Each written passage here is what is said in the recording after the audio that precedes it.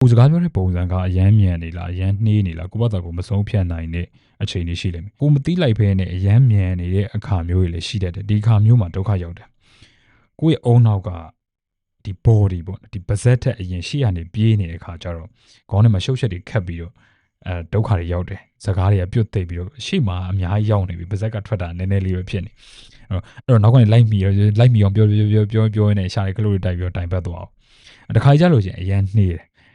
အရန်နှေးတဲ့အခါကျတော့အုံနောက်ကနောက်မှကြံနေခဲ့တယ်တွေးတွေထဲမှာစကားလုံးကနည်းနေတော့ကိုစကားပြောတာနှေးနေအဲ့တော့လူတွေကကိုဘယ်လိုမြင်လာလဲဆိုဒီကောင်ဒီ uncertain ဖြစ်နေတယ် तू ပြောတဲ့စကားကို तू မသေးချဘူးဆိုတဲ့ပုံစံမျိုးတွေလူတွေကကိုအထင်သေးလာကြတယ်အဲ့တော့အရန်မမြင်အရန်မနှေးတဲ့ပုံစံကတော့အကောင်းဆုံးဖြစ်လိမ့်မယ်အဲ့တော့ဒီဥစ္စာကိုဘယ်လိုထိန်းချုပ်ကြမလဲဆိုလို့ရှိရင်ကျွန်တော်တို့အဓိကဒီအသက်ရှူတာပါပဲကိုရဲ့အသက်ရှူတဲ့နှုံးနဲ့ဒီခေါင်းနဲ့ပါးစပ်နဲ့ချိတ်တဲ့နှုံးကိုဒီ၃ခုပေါ့ဒီ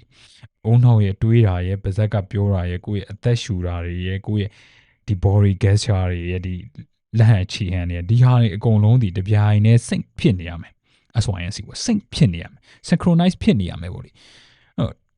တစ်ချိန်နဲ့တစ်ပြိုင်တည်းမှာအကုန်လုံးကတွတ်လက်လှုပ်ရှားနေမှသာလျင်ခမားစကားပြောတဲ့ပုံစံလေးကအဆင်ပြေနေလိမ့်မယ်အရင်မြန်လို့လည်းမရဘူးအရင်မြန်နေတယ်ဆိုလို့ရှိရင်ဒီကောင်စီကြောက်လန့်နေတဲ့လူတွေကထင်လိမ့်မယ်အရင်နှေးနေတယ်ဆိုလို့ရှိရင်လည်းဟာဒီကောင်ကတော့သူစကားပြောတာကိုသူမသေးချဘူး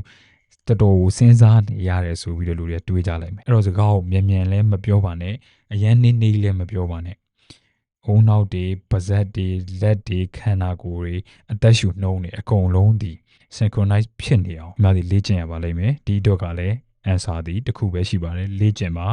ကိုလေ့ကျင့်တဲ့ဟာတွေကို record လုပ်ထားပါပြီးရင်ပြန်ကြည့်ပါကိုမှားနေတယ်ကိုအားမရဘူးဆိုရင်နေရာတွေကိုပြန်ပြင်ဖို့စူးစမ်းပါဒီနည်းနဲ့ပဲ